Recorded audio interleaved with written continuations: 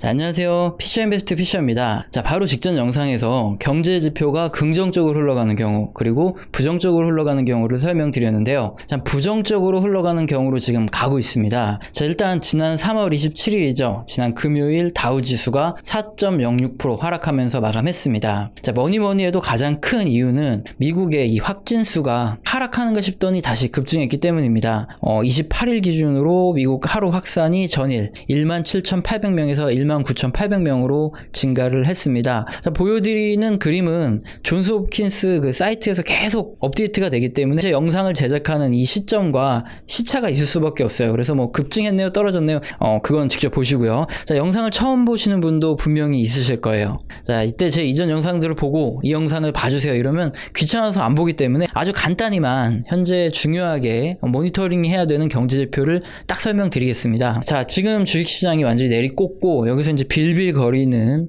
이런 흐름이 나타나고 있는데, 글로벌 주식시장이 바닥을 잡고 반등해서 확실한 상승 추세로 전환되기 위해서 일단 우리나라랑 중국은 어느 정도 이 전염병 확산이 멈추고 있긴 한데, 가장 중요한 이 VIP죠. 이 미국과 유럽 등에서 미국이 좀 더 중요하죠. 근데 일별 확산세가 감소하거나 아니면 최소한 동일한 수치를 유지하는 이 횡보라고 하죠. 자, 이 상태가 유지가 돼야 되는데, 자, 그렇지 않습니다. 아쉽지만 하루 꺾이는가 싶으면 기대감을 좀 가져보면 다시 또 다음날 급등하고 이런 추세로 계속 증가하고 있습니다. 자, 여기에 트럼프 대통령은 뉴욕 격리 조치까지 내릴 예정이었죠. 근데 그러면 안 된다 이런 의견이 많아서, 자, 그럼 그냥 14일 국내 여행 자제해라 이런 식으로 발표를 했습니다. 자, 그리고 역시나 통행 제한은 4월까지 연장을 했죠. 자, 이제 미국 정부와 미 연준에서 나올 만한 조치는 거의 다 나왔기 때문에 어쩔 수 없이 이제는 확산세가 둔화되는 단계에 이를 때까지 글로벌 주식시장이 시원하게 반등하지 못하고 또 올랐다가 또 다시 내렸다가를 반복할 것이 뻔하죠. 자, 그리고 중요한 경제지표 두 번째는 하이힐드 스프레드 하락이 지속되느냐 여부입니다. 자, 현재까지 조사된 하이힐드 스프레드는 하락이 지속되고 있는 다행스러운 상황입니다. 자, 미 연준의 슈퍼 부양책 때문이고요. 국제 유가 또한 전일에 이어 또 하락을 해서 21.8달러입니다. 자, 유가가 계속 이렇게 회복되지 못할 것이라는 전망이 이제 또 슬슬 늘어나고 있어요. 자, 27일에 로이터 통신 기사에 보면 이 오펙 플러스에서 어떤 합의도 없다고 합니다.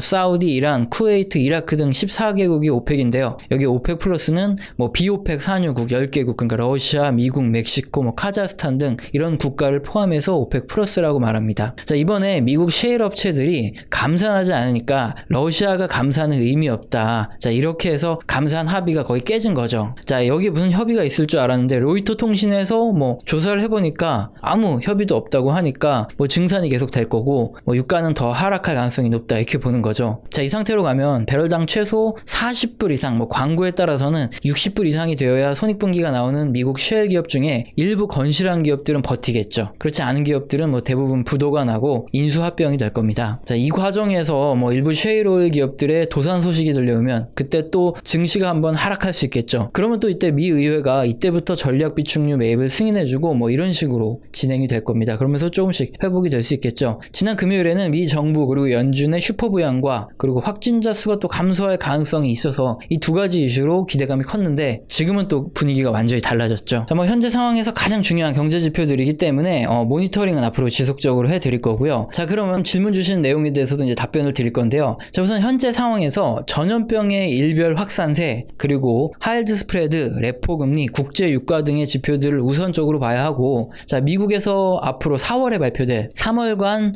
생산, 소비, 고용 이런 지표들은 당장의 중요도가 떨어진다, 이렇게 설명을 제가 드리고 있는데, 자, 사실 이 질문에 대한 답은 쉽게 설명을 드려도 이해하기 조금 어려울 수 있습니다. 자, 그래도 한번 가보겠습니다. 트럼프가 2주 내 사망자가 정점을 찍을 거다, 자, 이런 소리를 했죠. 자, 그런데 트럼프 대통령이 무슨 전문가도 아닐 텐데 대체 무슨 근거로 이런 소리를 하는 걸까요? 자, 우선 미국과 유럽으로 이번 전염병이 확산이 되면서 해당 국가 정부의 전문가들이 있죠. 자, 이들은 중국이나 우리나라처럼 전염병이 먼저 이렇게 이슈화되고 진정된 국가들을 조사를 했습니다. 자, 이런 상황에서 이동 제한 및 비중요 사업장의 폐쇄 등 이 민간과 이 정부가 총력을 기울인다면 약 2, 3주 정도의 피크를 찍고 확산이 감소할 가능성이 높다. 일단 이런 결론을 내린 거죠. 자, 그래서 이런 결론을 대통령한테 브리핑하고, 그래서 트럼프 형이 2주 내 사망자가 정점을 찍을 거니까 이동 제한해라, 이런 명령을 내린 겁니다. 자, 언뜻 생각하기에 트럼프 형이 즉흥적으로 흥분해서 이런 말을 했다, 이렇게 생각할 수도 있지만, 자, 한 국가의 대통령이 내리는 결정이 그렇게 쉽게 아무 근거 없이 결정되는 건 아니죠. 자, 그럼에도 불구하고 정말 미국에서 2, 3주 차에 사망자가 감소하고 확산세가 감소할지는 아무도 모르죠. 정부 전문가들의 예측이 항상 맞는 건 아니니까요. 그렇다면 일단 투자를 하고 있는 우리들은 일단 전략이라는 걸 세워야 되죠. 매수를 하거나 아니면 매도를 하거나 결정을 내려야 되는데, 자, 지금 상황에서 일단 무엇을 근거로 전략을 세워야 할까요? 지금처럼 이렇게 악재가 터지고 나서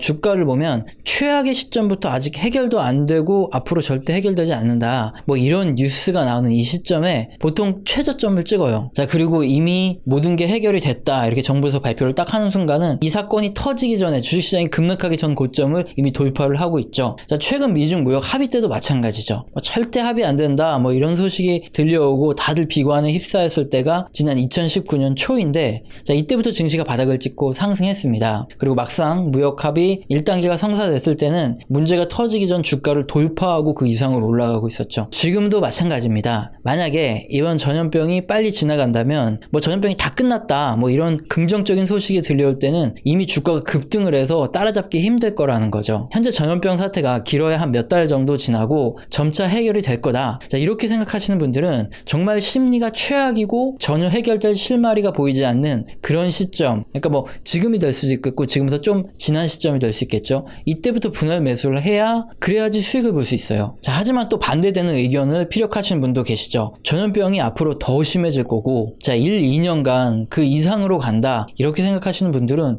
지금 당연히 국채를 매입하시던 아니면 현금을 보유하시던 알아서 안전자산으로 돈을 옮기셔야 됩니다. 자, 이거는 각자 알아서 판단하시는 부분이죠. 자, 하지만 저를 포함해서 우리들 대부분은 미정부 소속의 전문가보다 지식도 부족하고 조사도 못했다는 거죠. 자, 일단 영어가 안 되니까 우리들이 할 수 있는 분석이야 구글 번역기 돌려서 신문 몇 개 읽는 게 우리가 조사할 수 있는 전부죠. 자, 그럼 우리가 경제를 전망하고 투자 전략을 짤 때, 자, 우리 뇌피셜을 믿는 게 맞을까요? 아니면 일단은 미정부 전문가들의 예측에 비중을 좀 더 두고 그렇게 살펴보는 게 맞을까요? 그래서 3월간 발표된 미국의 제조, 고용, 소비, 생산 경제 지표를 당장에는 증시에 중요한 영향을 미치지 않을 것이다, 이렇게 예측을 하는 겁니다. 정말 2주 정도 피크에서 사망자가 감소하고 진정되기 시작한다면 5월부터 이제 아주 조금씩 회복되는 경제 지표들이 관찰되기 시작할 거고, 그렇기 때문에 3월 지표는 의미가 없어지는 거죠. 자, 그리고 두 번째 근거는 최근 발표된 미국 신규 실업수당 청구 건수인데요. 이동 제한 및 비중요 사업장 폐쇄 등으로 최근 40년간 가장 높게 실업수당 청구 건수가 증가했음에도 불구하고 미 증시에 폭락이 없었죠. 자, 이미 예상되는 악재는 주식시장에서 악재로 판단하지 않는다는 거죠. 자, 이에 따라 앞으로 4월에 발표될 이 3월간의 미국 제조, 고용, 소비, 생산 경제 지표는 정말 경기 둔화로 가는 것이 확신이 될 만큼 심각하게 지표가 안 좋게 나올 가능성이 있어요. 자, 그럼에도 불구하고 중요도는 떨어질 수 있다. 이것을 이 두 가지 근거로 판단을 할 수 있죠. 자, 이와 유사한 사례가 지난 2014년 한파가 있겠죠. 당시 경제 지표가 전부 둔화되는 걸로 나타났지만